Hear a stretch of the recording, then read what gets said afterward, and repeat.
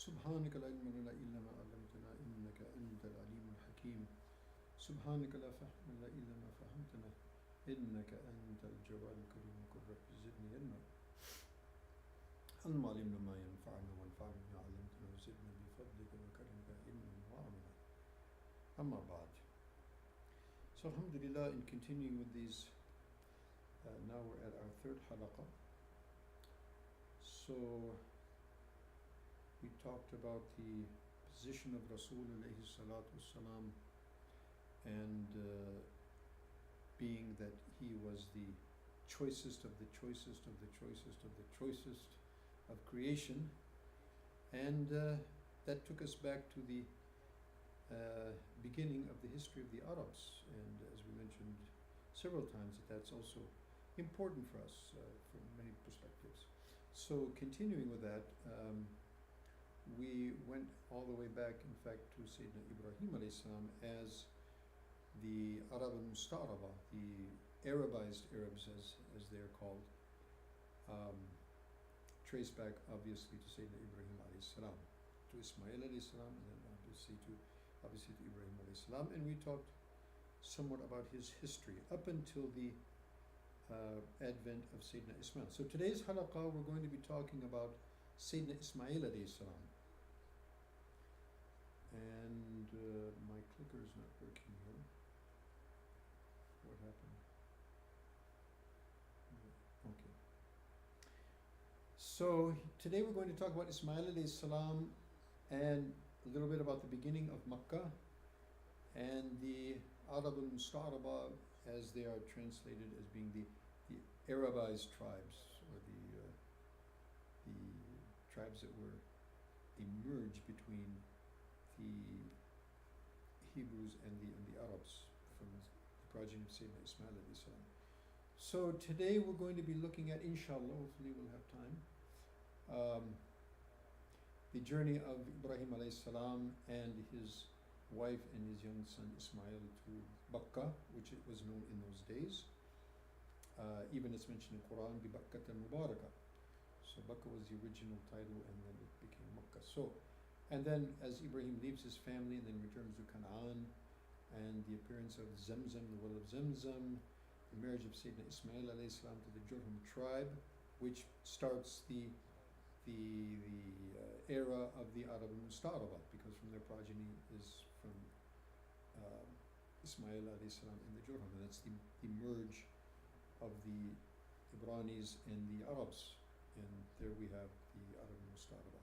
And then the visit of Sayyidina Ibrahim alayhi salam. In fact, there's multiple visits that we're going to be seeing, inshallah, of Sayyidina Ibrahim to Ismail alayhi salam after leaving them there in Makkah al-Mukarramah. So, starting with that, so if we go back to the incident of Sayyidina Ibrahim alayhi salam and Sarah alayhi salam. So, if we remember that they were passing in Egypt, and that tyrant king tried to seduce Sarah, and of course Sarah, being very close and had chosen one, the wife of the Prophet as well, so Allah subhanahu wa ta'ala saved her, and ultimately he released her, and not only released her, but he also granted her and gifted her with Hajar alayhi salam, and she, some say that she was actually a slave girl, a slave woman, and some say that actually that she was the daughter of that king, and that king might have been Pharaoh, or a Pharaoh, because Pharaoh obviously was the title. So there was many Pharaoh, we say in Arabic. So there were many Pharaohs, one after the other. So perhaps that also was a Pharaoh. In any case, he was a tyrant king, that's for sure. And so whether she was actually a slave woman, or whether she was actually a free woman, who in some say that actually she was the daughter of that king, which sounds quite unlikely. However, also from the words of the hadith, it sounds like that she was, the word walida infers that she was actually a slave woman. So going back to that story in the Arabic, so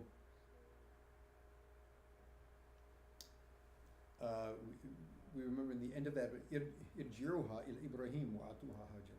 So he gave the order that um, send this woman back. If you remember that he said, you haven't sent me a human being, you've sent me some shaitan, some jinn, you know. Because of he was getting strangled and he was, being, accosted, each time that he tried to make an advance toward her. So he told his people to his servants or his serving to release her and also give her Hajar, as a sort of gift.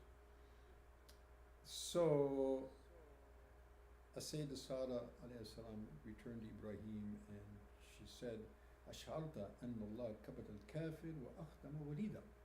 Did you, were you, did you have any clue or did you sense, that what was happening? Because obviously Ibrahim alayhi salam was, must have been in severe anxiety, what's happening to my wife and, this tyrant king, he does whatever he wants. And so upon seeing her then, so she mentioned to him that, did you have any idea, did you have any feeling that perhaps Allah subhanahu wa ta'ala actually took care of that kafir and took care of that infidel and didn't allow him to, fulfill his desires, and at the same time, not only that, but he gifted me Hajar, and Walida, usually that's used in the Arabic for a slave girl, so probably that was the case. Okay, so now Ibrahim and Sarah, they with Hajar now as well, they return back to Palestine. They leave from Egypt and they're on their way back to Palestine where they eventually settle. And then, since Ibrahim alayhi salam now is really getting advanced in age and his wife Sarah as well, and still they don't have any progeny. And now prophets obviously want progeny not for the reason that most of us would want. We want because we love children and we want to carry on our legacy, or we want to carry on our somebody to look after our business, look after our things, our worldly endeavors. But obviously prophets, since they were sent as guides to humanity, so that whole agenda, how would that carry on? So therefore, Sayyidina Ibrahim alayhi salam must have been very full of anxiety that if I need progeny to carry on my mission.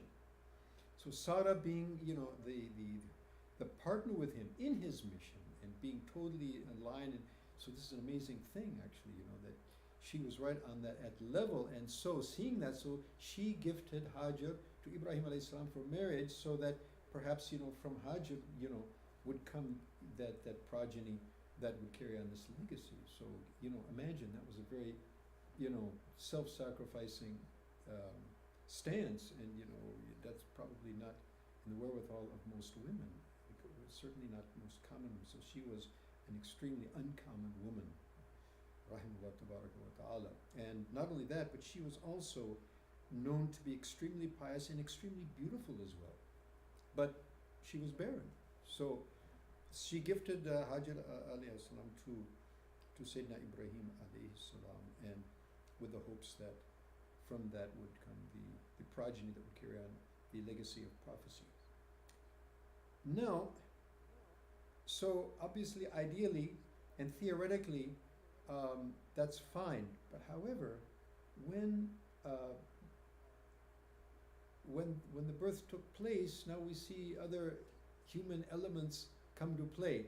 In any case, before we get into that, so the Quran mentions about the birth of Ismail alayhi salam that the dua, this is actually the manifestation of the dua of Sayyidina Ibrahim alayhi salam, Rabbi habli min as-salihin. So Ibrahim alayhi salam prayed, "Oh my Lord, grant me from the salihin." In other words, a pious progeny, from among the pious, and that's what he was interested in. And so Allah subhanahu wa ta'ala granted that dua, and he said, فَبَشَّرْنَاهُ بِغُلَامٍ حَلِيمٍ. So Allah subhanahu wa ta'ala gave him that glad tiding of a boy who was very halim, patient and consistent, full of forbearance. And Ishaq alayhi salam is mentioned in the Quran bi ghulamin alim, astute, extremely knowledgeable. So each were given, a specific fadila or virtue. Sayyidina Ismail alayhi salam was characterized here as with hilm, and obviously to be left in Makkah and then to go undergo the sacrifice, and then to build the Kaaba and then, live there in isolation in the desert, So obviously this took, huge amounts of hilm and huge amounts of forbearance, and that was definitely the case. Okay, Bible even mentions, as we know that the Bible, obviously our belief, we believe in Allah and His angels and His Rusul, his prophets and His books, and so those 4 books we believe that they were the Kalam of Allah. However, the books that we have today in our hands, the only one that remains actually the Kalam of Allah is the Quran. The other, the other scriptures that we have are not the original words of Allah subhanahu wa ta'ala that He revealed. However, they do reflect probably to some extent, larger or lesser from place to place, of the original Kalam of Allah subhanahu wa ta'ala. So that's the case of the Old and New Testaments, the Zabur as well, the Psalms as well. So if we find something, the basic principle is this: if we find something in the Bible that is totally, aligned with the Quran and Sunnah, so fine, we go along with that.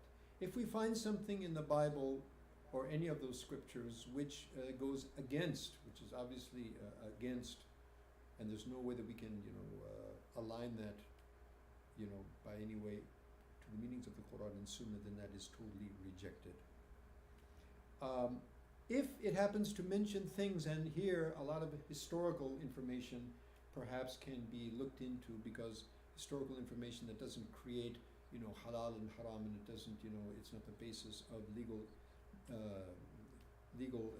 junctures or legislation or something of that nature, or aqaid or something of that nature. So if it's not against the Quran and Sunnah, at the same time Quran and Sunnah doesn't verify it, so we say, we don't know, but Allah knows best. But those types of information, we can utilize them if there's a maslahah, if there's a reason for that. So much of what we take from history, that's because our history that's mentioned in the Quran is very general, because it's not a history book. It's about guidance. So Allah SWT tells us what we need to know about guidance. If we want to look into more historical things which really don't have much to do with guidance, but just for information's sake, so therefore looking into these books, there's no harm. Keeping that principle in mind. Okay, the Bible, in spite of being tampered and twisted around and so forth, still you will find many things which also are congruent with what the Quran itself says. And the words of the present day Bible, something of this nature. As for Ishmael, as they call him in their language. So I have heard, and this is quoting from Allah subhanahu wa ta'ala according to them. I have heard thee, behold, I have blessed him. In other words, I have blessed him, Ismail, and I will make him a great nation. So I'll make him a great nation. In other words, I will make from him a great nation. And obviously, it was the nation of Islam, which is the khayru ummatin ukhrijat linnas, the greatest nation which Allah subhanahu wa ta'ala has brought forth for the benefit of all humanity. Okay, now, here, as we saw earlier, as I mentioned, so Sarah alayhi salam, from a theoretical standpoint, from her, being, totally aligned with her husband on her, so she grants, her slave girl to Sayyidina Ibrahim to create progeny. Now, once a child is actually is issued, okay, and now you can imagine, just try and picture this, the woman who has been with her husband for, decades, and they have such an affair, and they were not able to have children, and all of a sudden now, the reality of this child is now being born by other than her. That's going to be, really tough. And so there's various riwayats, Allah subhanahu wa ta'ala knows best. I'm going to relate to you what we find in Sahih riwayats. So there's a lot of things that are said, and we don't want to get into that because we can't really verify that, but we do know that something, obviously, of jealousy, or let's not say jealousy in the sense of that she wanted to, a destructive type of jealousy, but a type of what we call in Arabic, ghayra, which is natural. It happened also in the Ummat al-Mu'mineen, and it is natural for women to feel that. And therefore the ulama mentioned that what women feel, towards their co-wives, and might even express from time to time, as long as they don't take any, really audacious action, that's going to be excused, because that's part of human nature and that's to be expected. So, the interesting hadith is that Sayyidina Ibn Abbas radiallahu ta'ala, he mentions, أول ما اتخذ النساء المنطق من قبل أم إسماعيل اتخذت منطقا لتعفي أثرها على سارة. So what's mentioned is that basically this is saying the first woman among the Arabs, because the Arabs traditionally they used to wear a waist belt. You know, they used to wear the long gowns or long dresses, and they would wear a waist belt. And those dresses also used to be down to the ground and sometimes dragging behind the ground, in fact. And that's actually, it's praiseworthy, so the feet are covered and everything.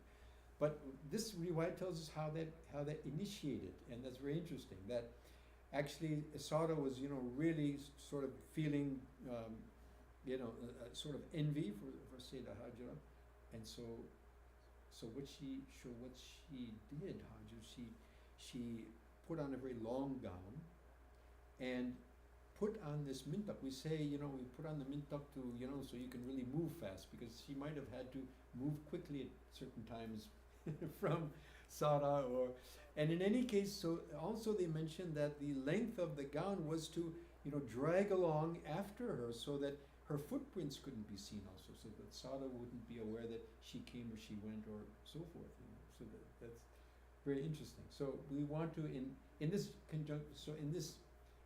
issue, we want to look at it, with all justice and with all adab, and all etiquette, because we're talking about the chosen people of Allah subhanahu wa ta'ala. So we see that there is human element there, but we also know that they are of the highest, caliber, and nothing untoward, outside of the hudud of Allah subhanahu wa ta'ala's deen and his sharia, would have taken place. In any case, so that's on the one side. And then, in the Bible, in the biblical tradition, they claim that as a result of that, and simply that, so Ibrahim alayhi salam decided, I better, put a big distance between the two of them. So, which is probably is a good thing to do anyway in instance of co-wives. But that's not the whole story. And obviously, there's a much bigger story, and that's just an element that Allah subhanahu wa ta'ala, brought about. Along that perhaps there's other lessons to be learned, as I mentioned, something about human nature, but that's not the reason why, or the primary reason why Sayyid Ibrahim alayhi salam went with his wife and his young child Ismail. There was a huge chapter, moreover chapters, that are going into the history of mankind and the history of prophecy and history of Allah subhanahu wa ta'ala's deen, which have to take place as a result of that hijrah, and that's well known and that's very obvious. So yes, there was probably something between the two of them, and in any case, the real reason was that Allah subhanahu wa ta'ala had a huge future, for the progeny of Sayyidina Ismail alayhi salam, and therefore Ibrahim alayhi salam left. Okay, now the question comes up, so how did they know where they had to go and how they had to get there? They didn't have maps, they didn't have Google Maps or, the GPS or anything of that nature, So how did they know where to go? And Makkah, as we mentioned, or perhaps we didn't mention here, but I've been mentioning other Luguz and Tafsir, that Makkah at that time, there was nothing there. And we're going to see that's also the dua of Sayyidina Ibrahim alayhi salam. He mentions, that I've left my family in a valley where there's no agriculture, there's no human being, there's nothing. You see, so how would they know how to get there? And the only thing that was actually there, perhaps, was the remnants, as it's mentioned in some historical narrations, that perhaps the Kaaba was first built by Sayyidina Nuh alayhi salam. Some say even by Adam alayhi salam. Some say it was actually built by the angels previously, and that's known by Allah subhanahu wa ta'ala. And actually, we don't have really firm narrations to verify any of that. In any case, what we do know was that there was, as we're going to see in this hadith which is coming, there was a sort of risen area in the earth at the place where the Kaaba now is. That much was there. And that's also mentioned in history, that from the very conception of the creation of the earth, that was actually there. In any case, it's also mentioned in some riwayats that it was actually Jibreel alayhi salam that guided them on the way. In any case, obviously Allah subhanahu wa ta'ala, it is very easy for him to guide whoever he likes, wherever he likes. So that's not a big issue. So now, Ibrahim, Hajar, Ismail alayhim salam, they undertake the journey to Makkah Mukarramah. Okay, now, Ibrahim alayhi salam takes his wife and his child and then amazingly leaves them there. And this is basically the narration, which I didn't have time to translate all in English. It would have taken a lot of space, so I'll just translate it along from the Arabic as we go here. So this is again from the very long riwayat, which we're going to do as much of it as we can today. And it's an amazing riwayat, and this is from Sahih al-Bukhari, so that's why I chose it, because it's absolutely, top of the line, accredited. So Ibn Abbas radiallahu anhu, he says that Sayyidina Ibrahim alayhi salam came to Makkah Mukarramah with, and obviously at that time there was nothing and no one. He, along with Ismail, Sayyidah Hajar alayhi salam, and obviously Ismail alayhi salam. And so when they reached there to the place of, to Makkah, the place where the Kaaba is to be built, so she began to, breastfeed her child, and Sayyidina Ibrahim alayhi salam, now amazingly, actually there was a small tree, what we call a doha. It's a desert tree which doesn't really have a lot of shade, but it was a tree, and so near that tree, and it is also near the place where Zamzam, actually, the well of Zamzam, the original Zamzam well, it was and still is located. So Sayyid Ibrahim alayhi salam leaves his wife and his child there, and just leaves with her a sack of dates and what we call a turba. It's a leather sack of water. So just a little water, a few dates, and then he says, in fact, he doesn't say anything. Most amazing. He just turns and he starts going. Okay? And now can you imagine this? In the middle of nowhere. I mean, it's, hundreds of miles to any kind of human civilization. And now this poor woman and this infant child, suckling child, is left in the middle of nowhere. And now the husband, who's a prophet also, he just turns around and starts leaving. Can you imagine? SubhanAllah. And so, can you just try and picture this woman? And now her husband is leaving, there's nobody here, there's nothing there. And she says, Ibrahim, are you leaving us? Now also there's an inference here that, which I'll mention a little bit later, okay? But so she asked, several times, so Ibrahim, where are you going? Where are you leaving? How are you leaving us here?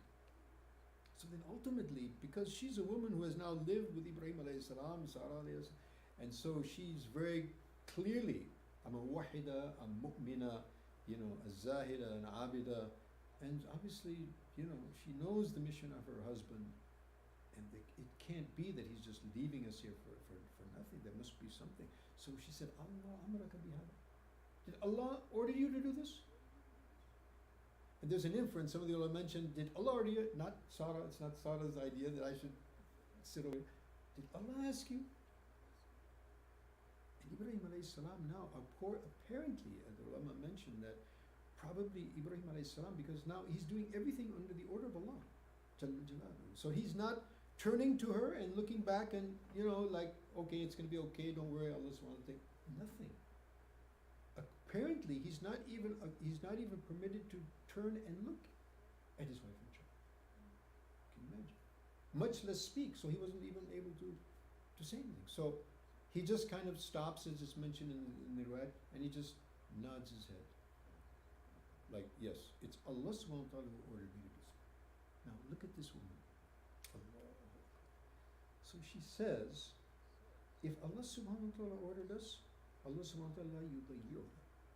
If Allah subhanahu wa ta'ala ordered you to keep us here, and we have to stay here, then Allah is going to look after us, and He's not going to let us, be destroyed, or He's not going to let us be overtaken. La yudayyiruna. We won't go to waste. Allahu Akbar. So it's just amazing, how this whole, and as we are the millat of Ibrahim, and what the ulama say is millat of Ibrahim is millat of sacrifice, millat of tawheed, millat of tawakkul, millat of i'timad on Allah. And from the very inception of this ummah, That's what it's based on.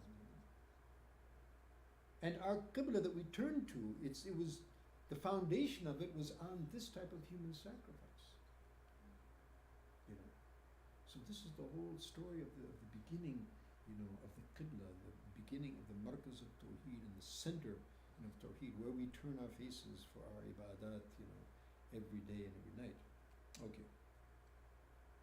So, Ibrahim now, he takes off and he goes back to Palestine, as per the order of Allah subhanahu wa ta'ala. So now it's mentioned in this riwayat, Allahu Akbar. Now just picture this, this is such an amazing thing. So now Ibrahim alayhi salam has left his wife and his child. He's not even permitted to take one last glance at them. He's not permitted to just give them a hug and say goodbye and assalamu alaikum, Allah yahfadakum, etc. So he's just ordered to leave. So when he reaches the Thaniya is the sort of the mountain pass, on the way out of Makkah, because Makkah, as we probably all know, it's surrounded by mountains, or it used to be before they knocked them all down and built buildings on them. But there used to be mountains everywhere. The whole around the Masjid al-Haram and the few houses that were around, it was all surrounded by very rugged mountains. So coming up to the mountain pass, leaving Makkah, so now he turns to Allah subhanahu wa ta'ala and he makes this dua, which the Quran has preserved for us for eternity. And his prayer was, إني أسكنت من ذريتي بواد غير ذي زرع عند بيتك المحرم حتى يبلغ المشركين. So he asked this dua that, oh Allah, for your sake, for the establishment of your deen, I have kept and made to live and reside from among my progeny, because obviously other of his progeny are going to be raised in Palestine, which is very interesting that actually the majority of his progeny, the Bani Ishaq, Bani Israel, so they are, they actually grew up in a very favorable environment. Palestine is a very beautiful place. They say it's the best climate in the world, and it's beautiful. There's good water. There's a beautiful climate. There's trees. There's vegetation. There's everything there. But ultimately, this progeny, which is raised in this, they say God-forsaken place, but obviously Allah doesn't forsake any place.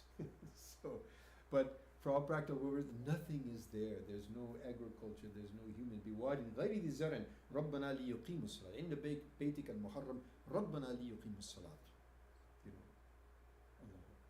So in this valley where there's nothing, there's no people, there's no agriculture, there's no means of life, of sustenance, of sustaining human life, I have left them, رَبَّنَا لِيُقِيمُوا الصَّلَاةِ Allahu Akbar. Oh my Lord, so that they will establish salat. In other words, establish ubudiyah, establish pure servitude to you.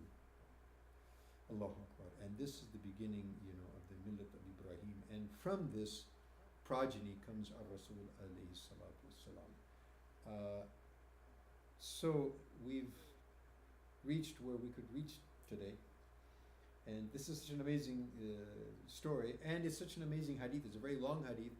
So in our halaqah number 4, we'll complete this hadith, and we'll see the coming of the tribe of Jurham and the marriage of Ismail alayhi salam, and the appearance before that, actually, the well of Zamzam. And may Allah subhanahu wa ta'ala give us all tawfiq. If there's any questions from our audience, our virtual audience, we don't have any actual physical audience, but if we have some virtual audience, anyone has any questions or anything? Okay. So Jazakumullah khair. I'd like to thank everybody who's attending and perhaps who will attend, inshallah, and seeing the recordings. And looking forward to having you on our 4th halaqah, bi'idhnillah tabarak wa ta'ala, at the same time.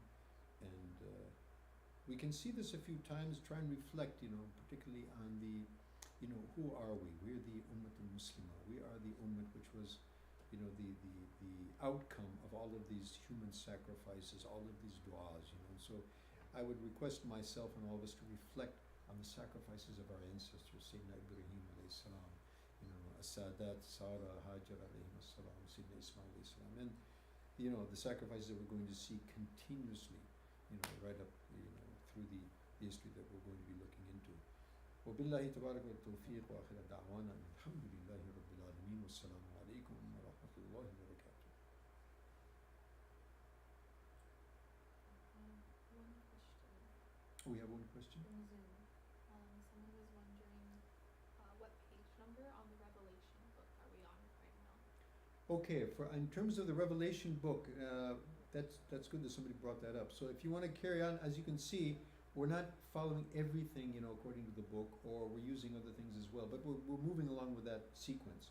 So we're still with Ibrahim alayhi salam, with Ismail alayhi salam, and so you can look in that. I don't know the page number itself, but it's the chapter which talks about Ismail alayhi salam and ultimately the marriage with Jorham, and it also mentions his progeny and his sons, and so you can look up to that, because that's what we'll be doing in Halakha 4 as well, inshallah.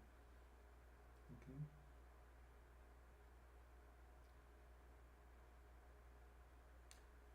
So maybe next time, maybe you can remember that too. That next time we'll keep the book with us, and we can have the reference pages, etc. Inshallah. Jazakumullah kulla khair. Anything else? No? Okay. وجزاكم الله كل خير والسلام عليكم ورحمة الله وبركاته.